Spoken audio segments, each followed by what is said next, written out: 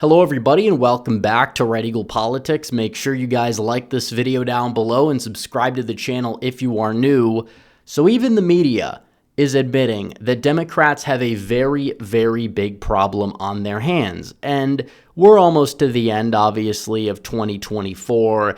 And this wouldn't even impact the election that would be taking place in 2028. But the 2030s, the new census, because keep in mind, they did a census during COVID that was slightly inaccurate. It kind of gave Democrats a little bit more of a bias and kind of like a false sense of security compared to what the census really should have showed. But either way, the 2030s electoral map is going to come into effect, and it'll be in effect for 3 election cycles.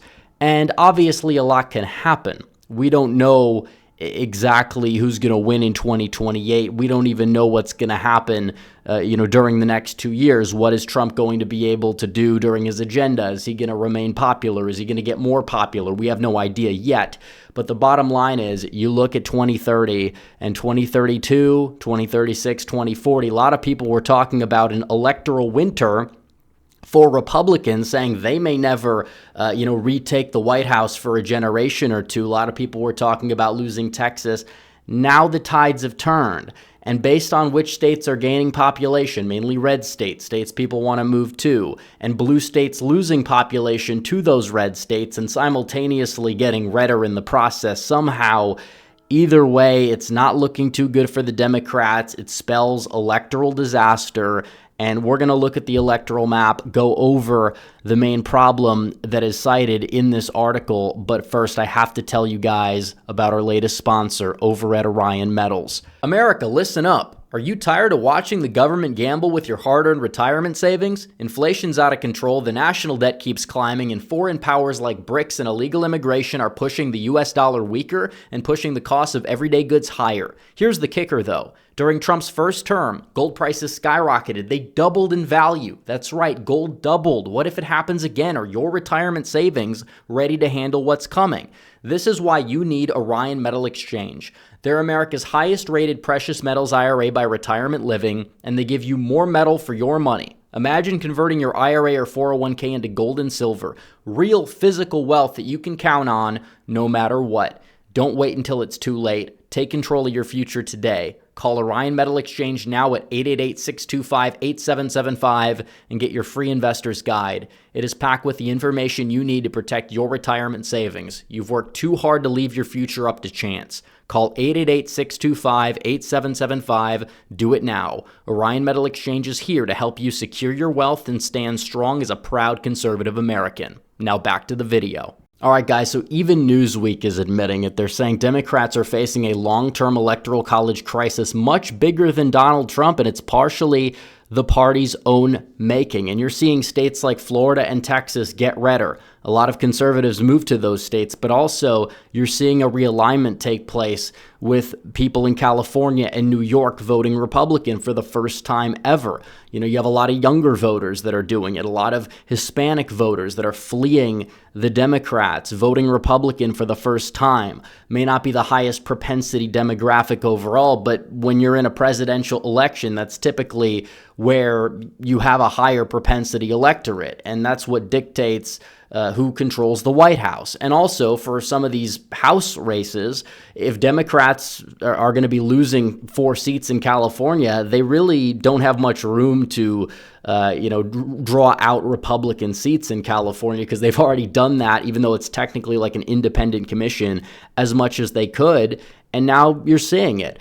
You're seeing it unfold where even in the House, Republicans are going to get a little bit more of a boost. They don't really have one right now. Partially it's because of Democrat gerrymandering. They pretend it doesn't exist, but you look at New York, you look at Illinois, you look at California, New Mexico, Nevada, Connecticut, Maryland. I could go on and on and on all day long. Democrats typically don't have the best geography in some of the states where they claim that Republicans are gerrymandering, which basically is just fighting fire with fire, which they should. I mean, if Democrats are doing it, you have to do it. If they're using the power, you have to use the power. This whole principles or whatever, they don't play by the same principles. Even if they may write the principles, point out the principles, if you go against them, whatever, doesn't matter. They don't care. They really just don't care. And you're seeing this, and this is just based on patterns that we're seeing from migration state to state. You're seeing which states are gaining population. Texas is gaining population, but it's also getting more Republican. It has turned a corner. Florida, I mean, you look at the voter registrations, it's insane. And you're seeing the same thing in Arizona and Nevada. Democrats had hoped 10 years ago that both would be solid blue by now. Well, you're kind of seeing the opposite. Unless something drastically changes in the voter registration data, which is zooming right off a cliff, then Democrats are probably going to be screwed in those states. Even if Democrats are gaining in a place like Georgia, and maybe they could end up picking off North Carolina, which again, the registration data doesn't look good for the Democrats there either. But, could the state stagnate? Could they win it on a good year for them? Yeah, but still Republicans are able to make that up with Arizona and Nevada, and the Rust Belt is still in limbo. But Pennsylvania, you're seeing the registration zoom off a cliff, and it's not a one-to-one correlation, but it does show where the energy is. Democrats between 2016 and 2018, before the blue wave, as they like to call it, they were gaining registrations. Now, even after the election, Republicans are still gaining. We'll see if that continues for sure. But certain states, you'll see certain trends, and it shows. It's very, very telling when you take a look at it. But you see this forecast here, and you see the new election map.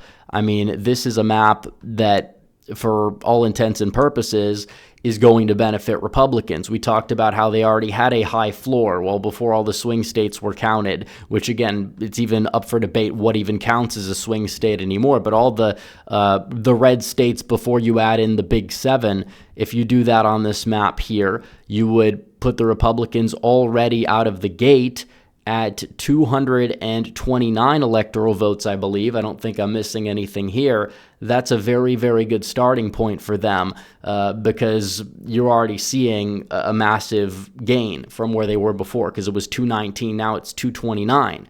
And because states like Arizona and Nevada, due to working class trends, Hispanic trends, just the general people moving in to those places, those states are moving to the right as well. I would wager that, yeah, they're not going to be like safe red, but they're probably going to be, given the polarized environment, it would take a massive year for the Democrats to win them at this point, or Republicans putting up like a really bad candidate for a statewide race. I think Arizona's governorship's even going to flip come 2026. We'll see about that. But then on the Democrat side, California, Oregon, Washington, Hawaii, Colorado, those states are going to be in the Democrat column, and much of the Northeast is still going to be in the Democrat column. Although, if we're talking about the 2030s, Nebraska second probably is more of a Democrat stronghold, but states like New York and New Jersey could become more competitive. There's more swing states possibly on the map. Democrats could cling to a state like Kansas.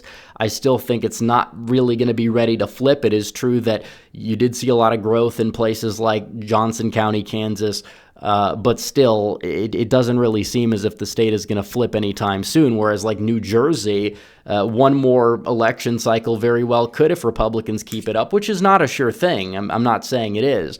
But North Carolina still seems to be a state that's like titanium tilt red. You're talking about you win North Carolina and you get like New Mexico, you win in the House. If you get North Carolina and Wisconsin, you win. The map gets a lot easier. It really does. You don't even need Georgia. But if you got Georgia for some reason, if you hold Georgia, let's say young black men move right a little bit more than expected, or it does carry over, and growth in the Atlanta metro slows down a little bit, which again, it's not really a sure thing. Republicans do have some big problems in the Atlanta metro area, make no mistake about it. But if they won Georgia and North Carolina, they'd have 281 electoral votes. If Donald Trump had this map in terms of winning just all those states as the red states, well, obviously, he would not have won this cycle. It would have been 268. But on this map, that would have been more than enough to get him not just to 270, but to 281, which is essentially 12 electoral votes over what you need, because Republicans have a majority of state delegations in Congress. So Democrats are screwed, especially with Hispanic trends. What's not to say New Mexico? Republicans already made up a good chunk of the party registration gap in New Mexico after the election, in the month after the election. That state's going to be more competitive, more likely than not in the future. They may not even need Georgia, and they could still get there with New Mexico. So obviously, if Democrats have a good night, yeah, they will be able to win the White House, but it's going to take a lot for them to do so, especially because the Rust Belt is still the Rust Belt, and it's very likely that, even though it may remain competitive, that Republicans do have a slight edge in the Rust Belt instead of being at a slight disadvantage, especially with the way the parties are moving.